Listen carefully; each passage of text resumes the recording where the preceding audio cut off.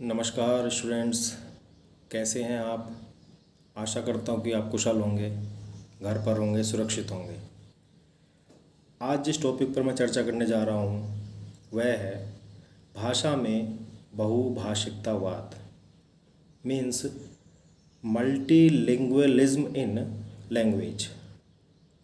जैसा कि हम सभी जानते हैं कि हमारे देश में बहुत सारे धर्म हैं, हमारे देश की संस्कृति अलग अलग है, हमारे देश का खान पान हर क्षेत्र के हिसाब से अलग है, हर क्षेत्र की दृष्टि से वहाँ का रहन सहन का स्तर अलग है। तो हम ये भी कह सकते हैं कि हमारा देश बहुधर्मी है, बहुसंस्कृति है, या ये भी कह सकते हैं कि हमारा देश बहुभाषी है। क्यों? क्योंकि हमारे देश में बहुत सी भाषाएं बोली जाती हैं, समझी जाती हैं।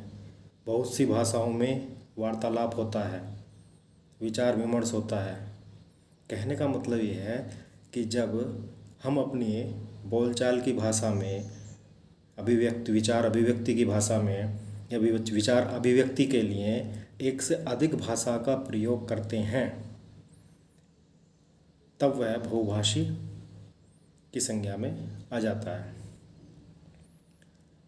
हम चाहते हैं कि हमारी एक भाषा है, मातृभाषा है, लेकिन उसके अतिरिक्त हमें अन्य भाषा का भी ज्ञान करना आधुनिक समय में ज़रूरी हो गया है। हम ये चाहते हैं कि हमें एक से अधिक भाषाओं का ज्ञान हो, ताकि हमें बाहर रहन सहन में, किसी भी क्षेत्र में जाने में, वहाँ जीवन यापन करने में आसानी हो।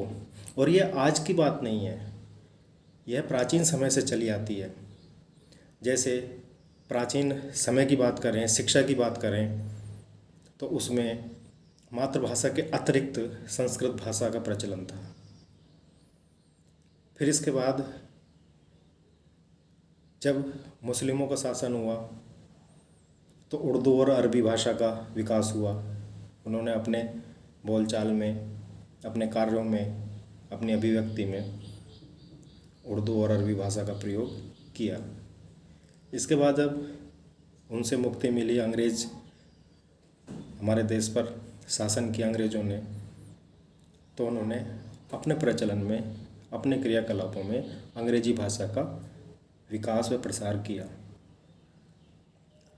और दबाव बनाया भारतीयों पर कि अंग्रेजी को अनिवार्य किया जाए हर एक स्तर पर, चाहे वो प्राथमिक स्तर हो, माध्यमिक स्तर हो, उच्च स्तर हो।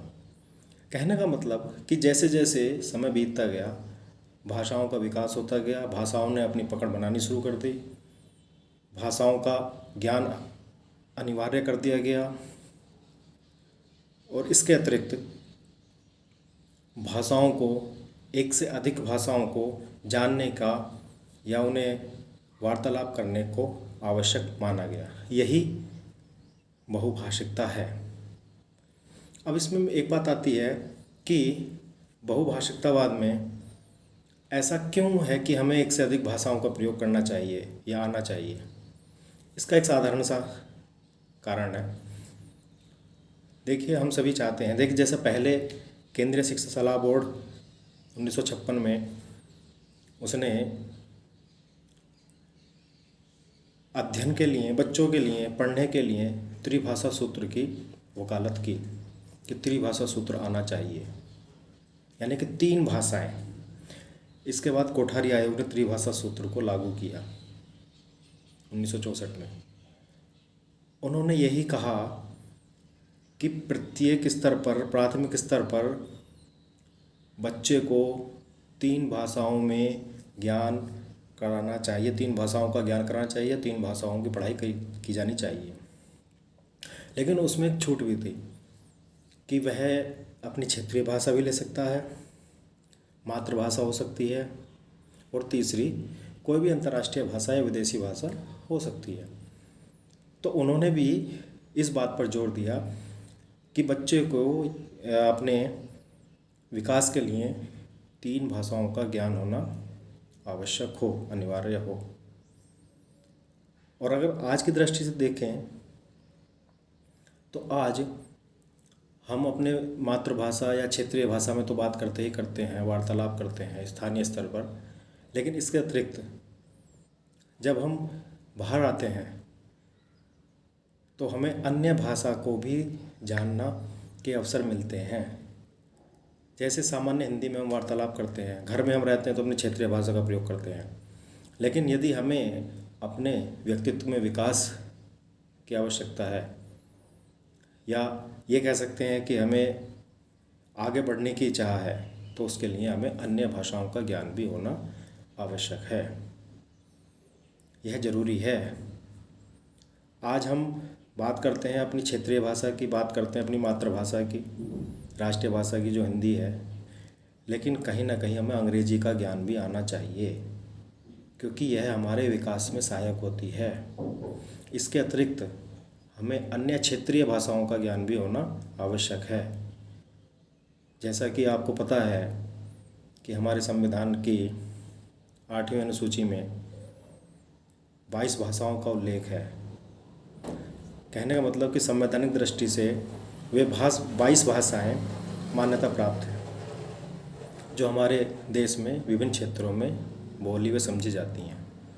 तो क्या ना हम उन भाषाओं के बारे में भी जानें, उनमें भी वार्तालाप जानें, उनको भी पहचानें। यही बहुभाषिकतावाद है कि जब हमें अपने व्यक्तित्व के विकास के लिए, अपने ज्ञान अर्जन के लिए एक से अधिक अन्य भाषाओं का ज्ञान आवश्यक हो जाता है, तो यही बहुभाषिकतावाद कहलाता है। इसके लिए हमें सुविधा रहती है ऐसे क्षेत्रों में जाने की जहाँ हमारी भाषा की अतिरिक्त भाषा होती है।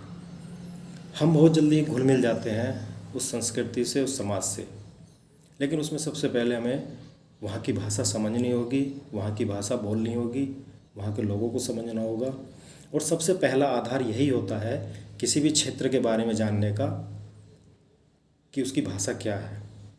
या ये कह सकते हैं कि भाषा के आधार पर ही क्षेत्र की पहचान की जाती है। ये बिल्कुल सत्य है कि भाषा के आधार पर किसी भी क्षेत्र की हम पहचान कर सकते हैं। और इन्हीं कारणों से आंध्र प्रदेश एक ऐसा पहला राज्य है जिसका गठन भाषाई आधार पर हुआ था। वहाँ के बहुसंख्यक थे लोग, उस भाषा को अधिक बोलते थे। उन्होंने मांग की कि हमें अलग राज्य का गठन हमारा किया जाए, तो भाषा के आधार पर पहला राज्य बनने वाला आंध्र प्रदेश है। तो यही भाषा की महत्ता है, यही भाषा की विविधता है। तो हम कह सकते हैं कि भाषा में अनेकता, भाषा में विभिन्नता, भाषा की विविधता, भाषा के आधार पर रहन सहन का स्तर, भाषाई आधार पर लोगों की संख्या, किस क्षेत्र की कैसी भाषा है, किस क्षेत्र की कैसी संस्कृति है, कितनी भाषाएं बोली जाती हैं, कितनी भाषाओं को हमें समझ में आना चाहिए, कितनी भाषाओं को हमें ज्ञान अर्जन करना चाहिए, क्या वो हमारे लिए सहायक हैं, क्या हम उन्हें उस भाषा के आधार पर हमारे व्यक्तित्व में विकास संभव है। तो यही सब बातें बहुभाषिकतावाद से जुड़ी हुई हैं।